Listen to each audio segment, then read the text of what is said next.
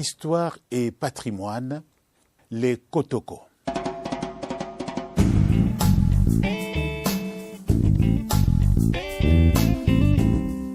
Dans l'histoire de l'Afrique, dans cette histoire de très longue durée, dans un continent très vaste, on rencontre souvent des peuples extraordinaires. Des gens qui ont fait des choses pendant longtemps dans les domaines les plus variés, des choses fantastiques.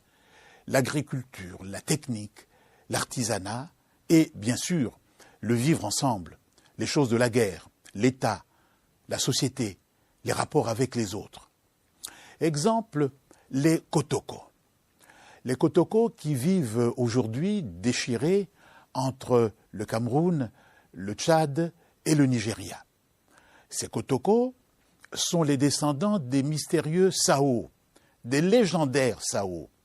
Ces Sao, peuple représenté comme étant gigantesques, des hommes robustes, de très grande taille, des guerriers redoutables, et aussi des artisans et des agriculteurs de talent. Aujourd'hui, hélas, les choses semblent mal tourner pour eux.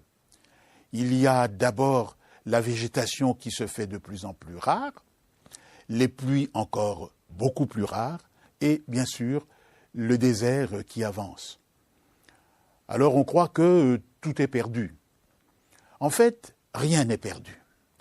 Grâce à l'histoire, on a pu exhumer les techniques du passé, les savoir-faire, les savoir-vivre du passé.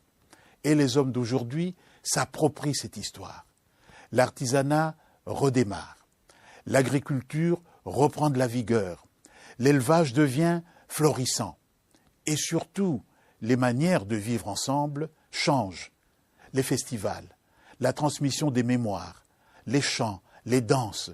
Et surtout le fait que grâce à ces festivals, ce peuple déchiré par la colonisation et par les États modernes, ceux du Tchad, du Cameroun et du Nigeria, se retrouvent ensemble. Non, décidément, l'histoire ne s'arrête jamais.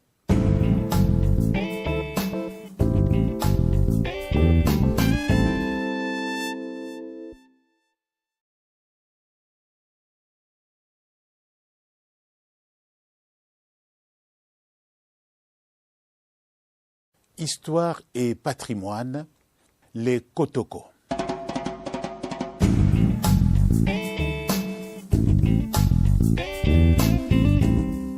Dans l'histoire de l'Afrique, dans cette histoire de très longue durée, dans un continent très vaste, on rencontre souvent des peuples extraordinaires.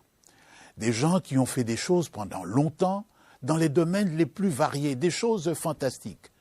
L'agriculture, la technique, l'artisanat et, bien sûr, le vivre ensemble, les choses de la guerre, l'État, la société, les rapports avec les autres. Exemple, les Kotoko.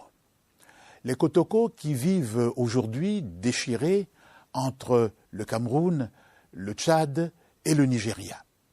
Ces Kotoko sont les descendants des mystérieux Sao, des légendaires Sao. Ces Sao, peuple représenté comme étant gigantesques, des hommes robustes, de très grande taille, des guerriers redoutables, et aussi des artisans et des agriculteurs de talent.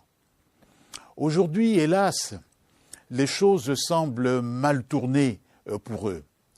Il y a d'abord la végétation qui se fait de plus en plus rare, les pluies encore beaucoup plus rares, et bien sûr, le désert qui avance.